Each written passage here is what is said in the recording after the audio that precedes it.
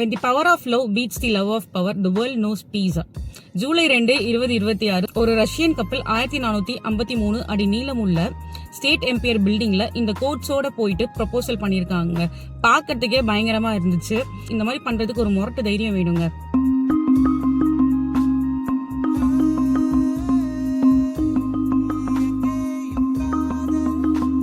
இந்த கோட்ஸோட தமிழ் மீனிங் என்ன அப்படின்னா, அதிகாரத்தின் பேராசையை அன்பின் சக்தி வெல்லும் போது இந்த உலகம் அமைதியை காணும்.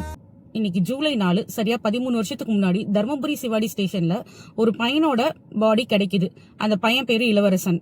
தன்னுடைய ஒய்ஃப் திவ்யா அவங்க அம்மா கூடயே போறேன்னு சொன்னதுனால டிப்ரெஷன்ல அவர் இறந்துட்டாருன்னு சொல்றாங்க சிங்காரவேல் கமிஷனோட ரிப்போர்ட்.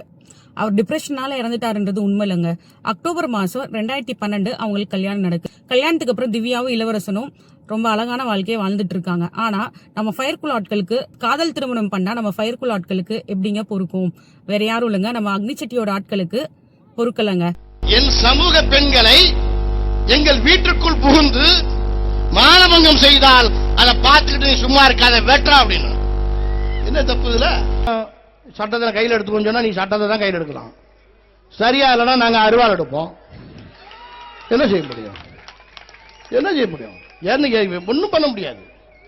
எங்கேயாவது வந்து காதல் வரும். காதல் வெட்ட வேண்டியதை வெட்டினா காதல் தருமா?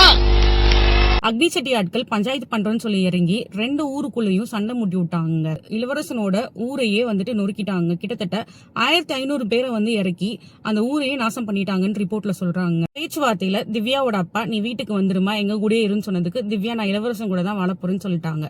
இதனால அதை திட்டியே அந்த ஜாதி சங்க குழுக்கள் வந்துட்டு நாகராஜாவை சூசைட் பண்ண வச்சுட்டாங்க.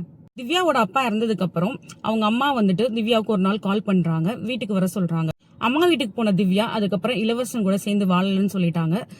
இதுல திவ்யாவோட அம்மா அப்பீஸ் கார்பஸ் பெட்டிஷன்ற ஒரு கேஸ போடுறாங்க. மெட்ராஸ் ஹைகோர்ட்ல ஜூலை 3ஆம் தேதி அந்த கேஸ் ஹியரிங்க்கு வருது.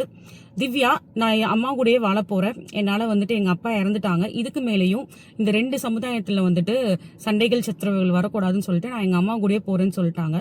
இதனாலதான் இளவரசன் ஜூலை 4ஆம் தேதி சூசைட் பண்ணிட்டாங்கன்னு சிங்காரவேலு கமிஷன் ரிப்போர்ட் சொல்லுது. ஆனா உண்மை அது இல்லங்க. ஜாதி வெறியால அநியாயமா 2 உயிரை கொலை பண்ணிட்டாங்க நம்ம அக்னிச்சட்டி ஆட்கள். காதல் பண்றது குத்தமாங்க? காதல் பண்றதுக்கு என்ன தகுதி வேணும்னு சொல்லி கேட்டீங்க அப்படின்னா, இப்ப இருக்கிற எக்கனாமிக் ஸ்டேட்டஸ்க்கு 2 பேருமே நல்லா படிச்சிருக்கணும், 2 பேருமே வேலைக்கு போகணுங்க. இது மட்டும் தான் தகுதியே. வேற எந்த தகுதியும் தேவையில்லை காதல் பண்றதுக்கு. இந்த தகுதிகள் இருந்துச்சுன்னா கன்ஃபார்மா எல்லாருமே காதல் பண்ணலாங்க. கடைசியா ஒண்ணுங்க, அவங்களுக்கு பொண்ணுங்க மேல எல்லாம் அக்கறை இல்ல. பொண்ணுங்கன்ற பேர்ல அந்த அதிகார ஜாதி திமில நம்ம எல்லாருமே ஆமாசாமி போடணும்னு அவங்க எதிர்பார்க்கறாங்க. அந்த ஆமாசாமி போடுறதுக்கு தான் இந்த ஜாதின்ற பேர்ல நம்மள எல்லாருமே பிரிச்சு வச்சிருக்காங்க. நம்ம எல்லாருமே ஒண்ணு சேர விடாம பண்றது இந்த சனாதன தர்மங்க. இளவரசனோட நினைவு நாள்ல ஒரு விஷயத்த உறுதி ஏற்போங்க. நல்லா படிப்போம், நல்ல வேலைக்கு போவோம். நம்மளால எம்பையர் ஸ்டேட் பில்டிங்க்கு போக முடியலனா கூட பரவாயில்ல, காதல் திருமணம் செய்வோம், எல்லாரையுமே சமமா ட்ரீட் பண்ணுவோம், நல்லா இருப்போம். இளவரசன் திவ்யாவோட கேஸை நீங்க எப்படி பாக்குறீங்கன்னு கமெண்ட்ல சொல்லுங்க. இளவரசன் திவ்யாவோட ஃபுல் கேஸ் டீடைல் வீடியோ வேணும் அப்படின்னா பார்ட் 2 சொல்லி கமெண்ட் பண்ணுங்க. நம்மளை சுத்தி என்ன நடந்துட்டு இருக்கு, ஹிஸ்டாரிக் இன்சிடென்ட்ஸ் தெரிஞ்சுக்கிறதுக்கு தமிழ் ஸ்பாரோ பேஜை ஷேர் பண்ணுங்க, ஃபாலோ பண்ணுங்க, லைக் பண்ணுங்க, சப்ஸ்கிரைப் பண்ணுங்க.